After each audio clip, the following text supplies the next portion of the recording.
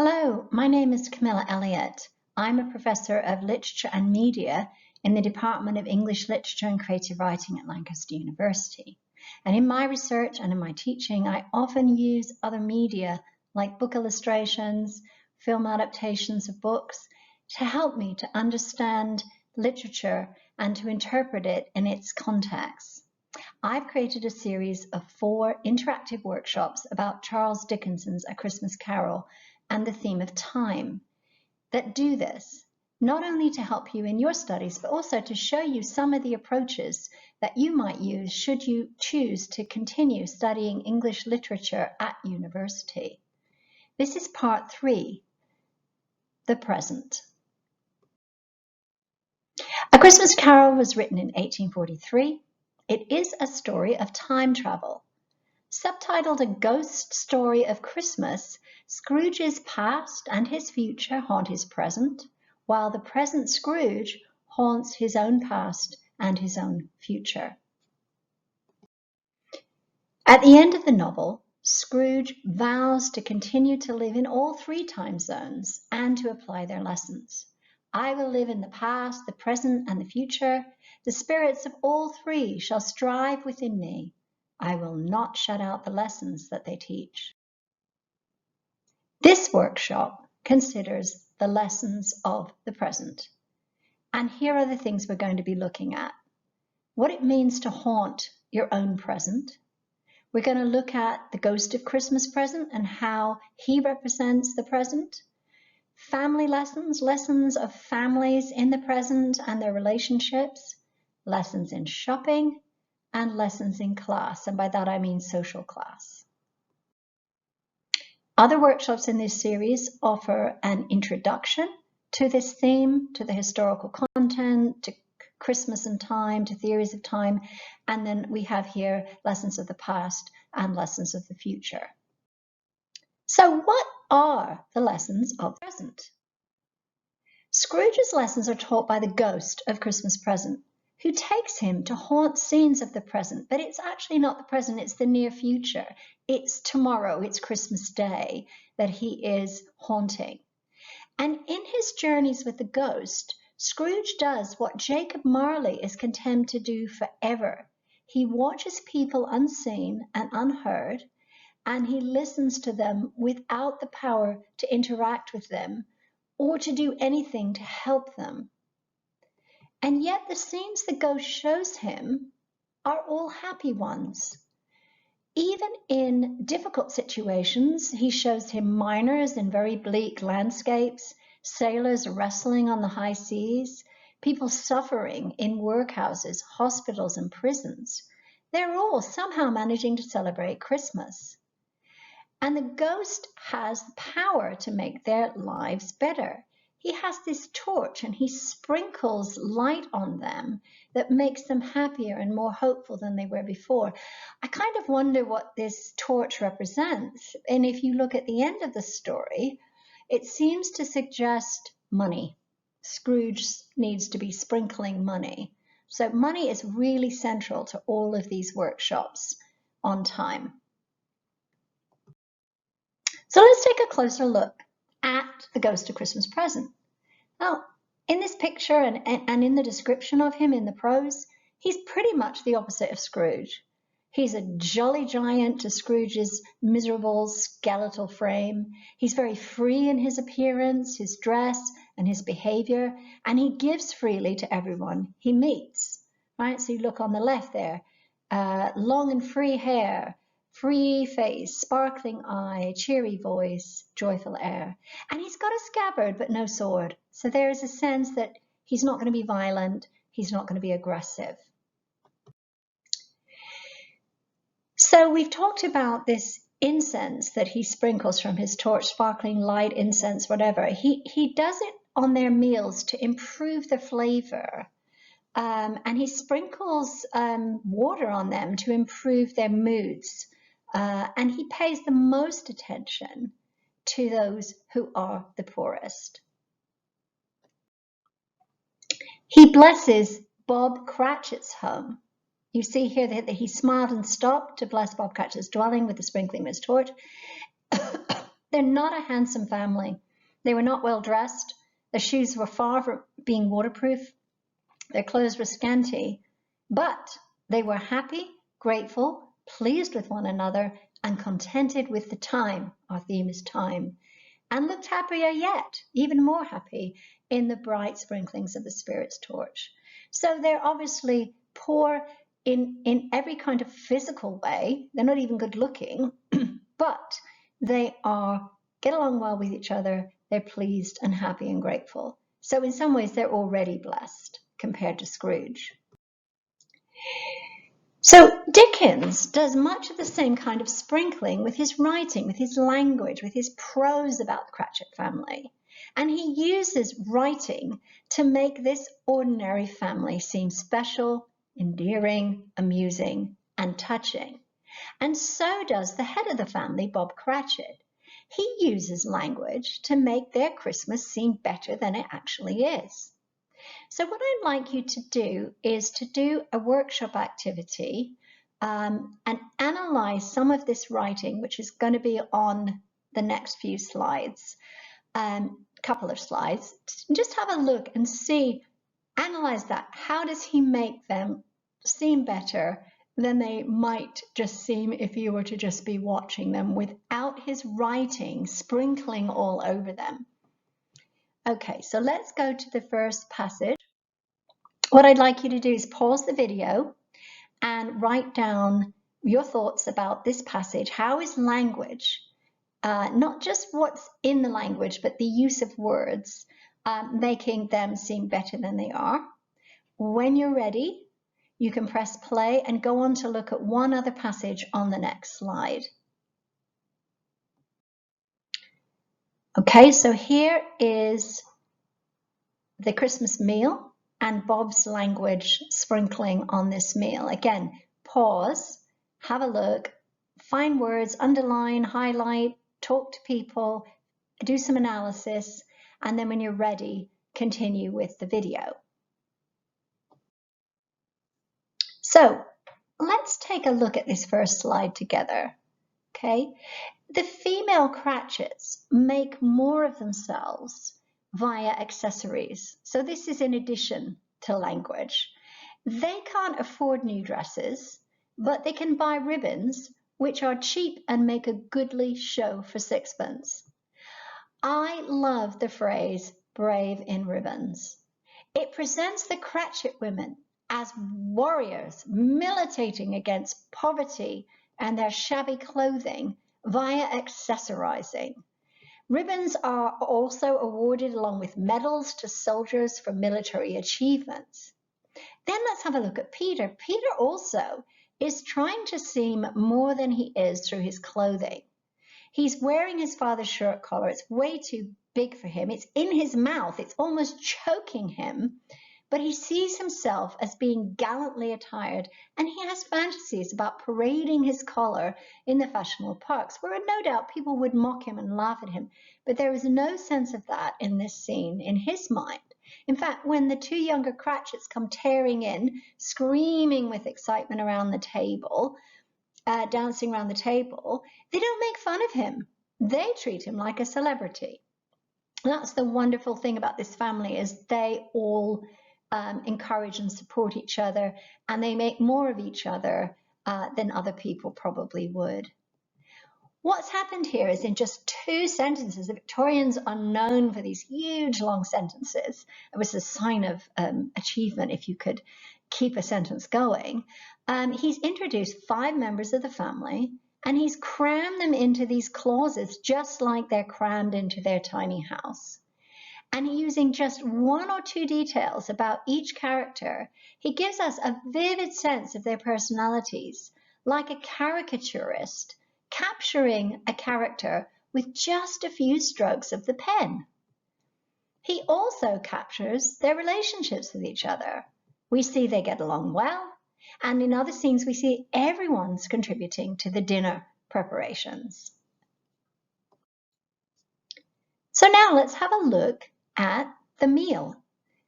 Just like the Ghost of Christmas Present and Dickens's description, Bob is now sprinkling the Christmas dinner with speeches that make it seem and taste better than it is, just like Mrs. Cratchit has made up for the small goose and pudding with other cheaper food that can fill the whole family. Bob does this in part by using superlatives. The greatest success achieved by Mrs. Cratchit since their marriage, and Dickens uses exclamation marks and breathless, incomplete sentences to hype up the arrival of the pudding. Hello, a great deal of steam, etc., etc. Oh, what a wonderful pudding. But he also steps back to say what none of the Cratchits would say or even think, that it was a small pudding for a large family.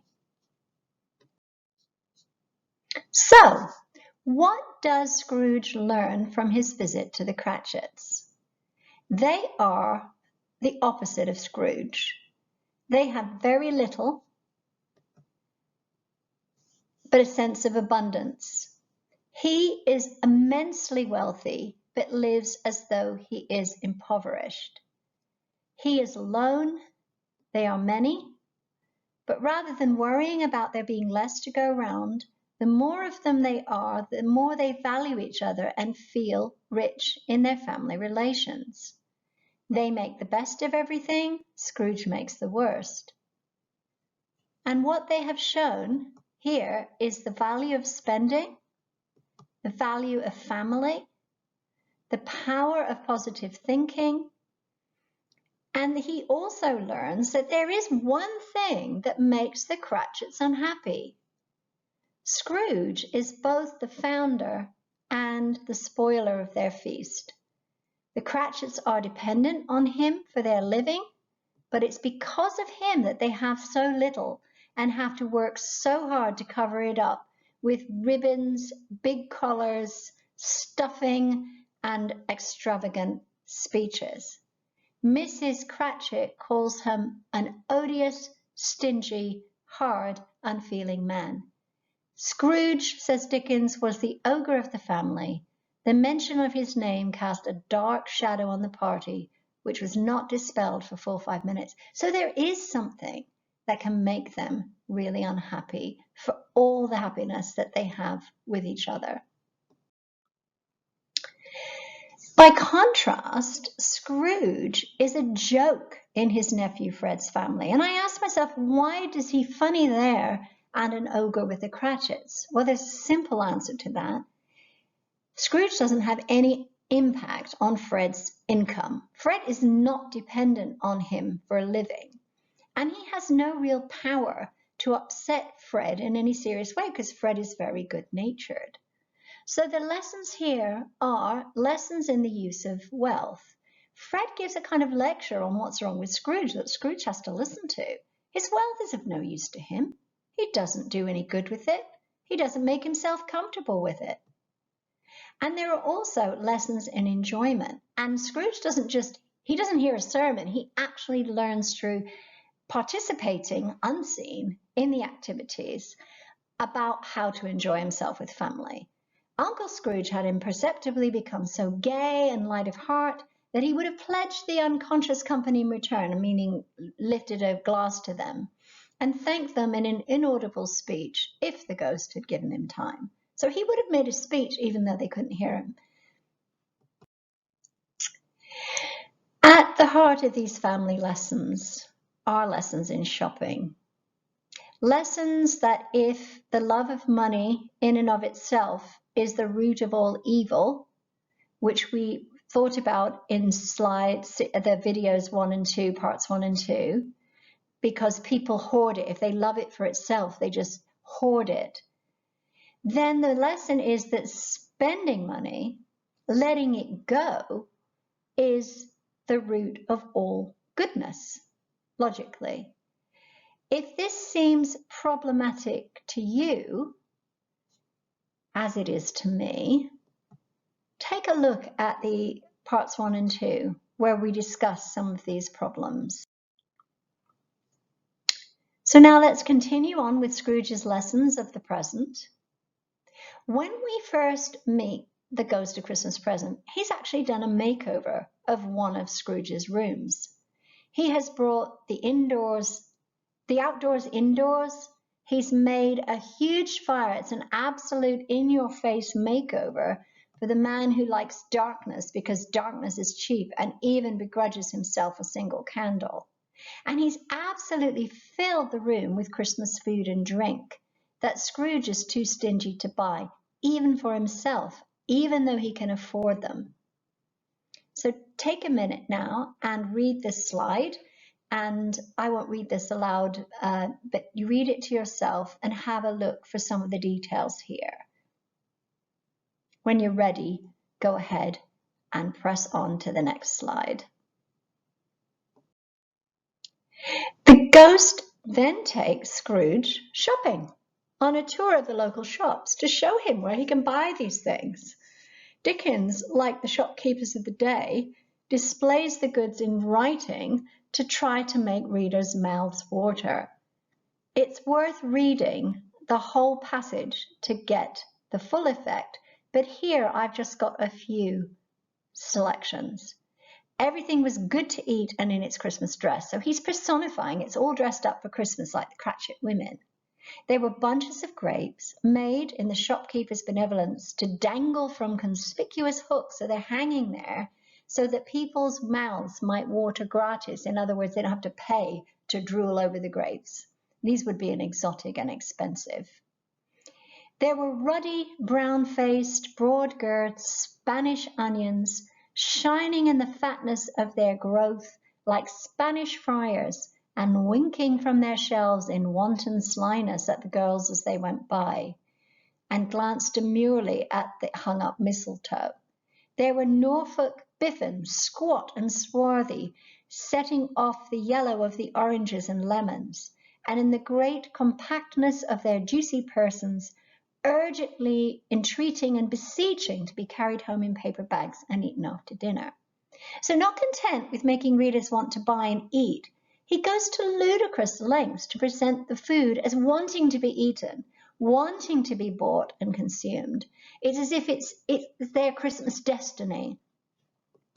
Now let's step back a bit and think about what values this is supporting, right? A capitalist society depends on people shopping and spending in order to thrive, as we have recently been reminded during the COVID-19 pandemic. Spending money isn't just about celebrating a holiday or giving to the poor. It's how you make other people wealthy by consuming the goods that they produce, and in turn, it's how they become wealthy by producing goods that you want to buy. The miserly Scrooge is a serious problem, not only to poor suffering people around him, but also to his own capitalist society, because he doesn't spend, he does nothing to contribute to the economy, to the wealth of his country. It's not just his lack of charity for the poor that's the problem. And by contrast, the poor Cratchits and Fred, whom Scrooge describes as poor enough, are doing their part for the economy. In fact, I recently read an article about how Bob Cratchit is a real overspender, and it's somebody advising people on how to conserve their money, and that Bob's actually destined for bankruptcy. Of course, Scrooge will rescue him from that, but this is fiction. Yet the reality is that many people could not afford even Bob's Christmas dinner. Although Bob works and he is an employee, he is not working class. He is lower middle class. He's a clerk, or in America you'd say a clerk. In part one of this series, we looked at the time in which A Christmas Carol was written and some of the problems that the book is responding to and hoping to change in society. We have some very serious problems going on. We've got a doubled population in just 50 years, so there's less to go around. At least 1/3 of the population were living at or below subsistence, so just the basic necessities, no extras, nothing extra. We looked at the hungry 40s in which there is economic depression, high unemployment, and bad harvests, all leading to serious, people are actually starving to death. Millions of people in Ireland and many in England, Scotland and Wales. We also looked at a huge disparity in wealth. So you've got very, very wealthy people with extra money and very, very poor people. And often it's the employers and the employees, and there is this contrast, which Scrooge and Bob also emblematized. Also at this time, and for many years before, there are riots and protests by people who are suffering, and people are afraid that the French Revolution might be repeated in England. Okay, so here is another activity for you to do. Underneath the garment worn by the Ghost of Christmas Present, we see two figures that he does not seem to have been able to bless or make happy or feed. They are the allegorical figures of ignorance and want. I want you to take a few minutes to read and analyze their description in Dickens's writing and also in John Leech's illustration, and what they might be representing. And when you're finished, press play and we'll look at these things together. We've thought a lot about childhood in this series, about Christmas celebrating the birth of a child and being a time for children. We've met the ghost of Christmas past, who is a mix of child and old man. We've visited Scrooge's childhood. We've met the Cratchit children. We've seen Fred and his adult guests playing like children.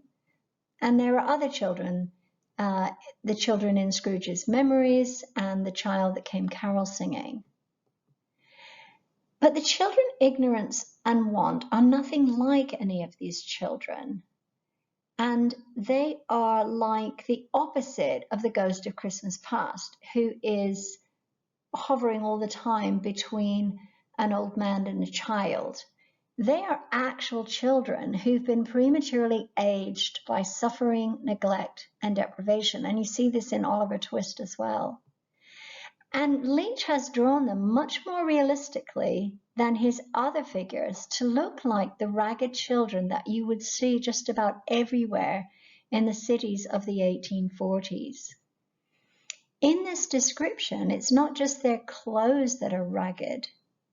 Their bodies have also been, quote, pulled into shreds by a lack of education, food, and healthy housing. They're not sweet, pitiful figures like Tiny Tim. They are frightening. They're terrifying. They are menacing devils and horrible monsters that you're supposed to dread. Now, what this refers to is how at this time Dickens and other members of his class were absolutely terrified that the working classes would rise up and do what they'd done in the French Revolution and Reign of Terror, and that they would overthrow the capitalist and upper classes and put them to death at the guillotine or whatever. So they were really scared. So what is Dickens's solution? Okay, you've got the protests, the riots, you've got people petitioning for the vote to get more political power. People were terrified of the working classes having the vote as well. They considered it madness and very threatening. Unfortunately, neither Dickens nor his class wanted to share their power or their wealth more equally through social systems and laws, right? Dickens's solution is for individuals to voluntarily choose to share their wealth through charitable donations. At the beginning of the story, Scrooge is visited by men collecting for the poor at Christmas. And they say at this festive season of the year, it is more than usually desirable we should make some slight provision for the poor and destitute who suffer greatly at the time. Many thousands are in want of common necessaries, and this is true all year round, by the way. Hundreds of thousands are in want of common comforts. It is a time of all others when want is keenly felt and abundance rejoices. And this contrast is more likely to make them angry when they go and see all this stuff in the shops that they cannot afford to buy, and they see people buying it. It's going to exacerbate that anger and that sense of injustice. Now, Scrooge responds, I don't make myself merry at Christmas, and I can't afford to make idle people merry. I help to support the establishment I've mentioned, prisons, workhouses. They cost enough, and those who are badly off must go there. Many can't go there, and many would rather die. If they would rather die, they had better do it and decrease the surplus population. Now, what do we mean by surplus population? Well, in 1798, a man named Thomas Malthus had written an essay on the principle of population. He was really worried about rapidly growing population in relation to available food sources, because the food couldn't really be increased, he thought, but the population wasn't just adding, it was multiplying. So he offered two possibilities. Number one, find ways to limit birth, or number two, let the weaker and poorer people die off. Now again, this just reminds me of what's going on now at the time I'm making this. When you read this or watch this video, it may be years in the future, but COVID-19, people are saying, well, I've seen politicians say, let's sacrifice our elderly population for the economy. However, in the hungry 40s, there were shortages of food, and what food was available was kept at an artificially high price by the people who own the land, because they didn't allow competition, capitalist competition, imports from other countries to come in. And this is a lot because the landowners are fighting with the industrialists for power. The landowners absolutely depended on money from their crops in order to be wealthy and to try and compete with the industrial classes that were increasingly taking over their power and their wealth. So the industrialists were trying to keep wages as low as possible so they could increase their profits. And in between these two groups, people, workers, were starving. They weren't idle. They were working, and they were starving to death anyway. And what happened in politics is politicians turned to Malthus to support really severe policies and highly unsympathetic attitudes toward the poor. So, like the workhouse I mentioned in the first video in this series, let's figure out how we can just barely keep them alive in the workhouse, and let's see if we can make it worse than life outside so they won't want to stay here. And so Scrooge is absolutely fully on board with these political attitudes. Now, Dickens wasn't. Tiny Tim personalizes the surplus population for Scrooge. The surplus population is just an abstraction. It's a statistic. But in the Cratchit family, Tiny Tim is the surplus population member of that family. The Cratchits have 6 children. Even at Christmas, where Bob spends a week's wages on food and they seem to be feasting, there's scarcely enough to go round and fill them. Tiny Tim is the youngest. He's also disabled and frail. He's exactly the kind of child that Malthus and many politicians recommended should be allowed to die. And indeed, all over the world today, we still see cultures and communities where disabled children and babies are left to die. But in the context of a family community who loves and values Tim, he is a challenge to the notion of the surplus population. Not only is he loved and valued, he's got a beautiful singing voice that the whole community values when he sings in the church.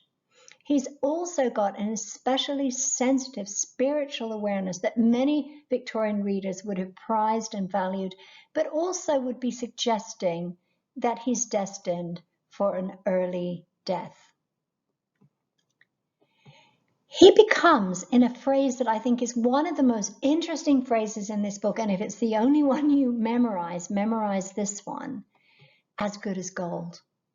We've seen how Scrooge in 2 on this playlist, the past, we've seen how he values gold and gain, and he loses his value for everything else. But this line says Tiny Tim is as good as gold. He's as valuable to his family and his community as gold itself. Later, Bob raises a toast to the family and says, God bless us. But Tiny Tim comes back with a challenge. God bless us, everyone.